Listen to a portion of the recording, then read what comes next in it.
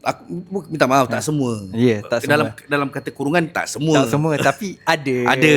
Jadi aku akan buka semua benda yang sepatutnya setiap kementerian tu kan, supaya boleh buka dengan orang boleh akses dengan lebih dekat. Faham? Apa masalah dia tengok. Okay. Bukan, kau faham maksud aku? Jadi orang sebab lebih senang. Sekarang ni dia macam rakyat dengan kerajaan ada gap. Ada gap. Aku tak nak. Aku nak buat benda tu. Aku tak nak. Aku nak jadi kerajaan yang lebih dekat dengan rakyat. Dengan rakyat. Dia benda ni pernah dibuat. Aku ada, sebelum aku datang sini, aku ada duk baca satu buku yang ditulis Ustaz Winu Rijal. Okay. Aksisanatin tu. Kalau pernah dengar lah.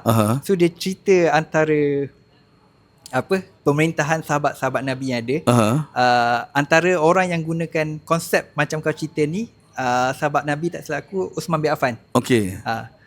Tapi masalah dia sebab dia terlampau dekat dengan rakyat sehingga orang mengkhianati dia. Okey, faham. So pada kau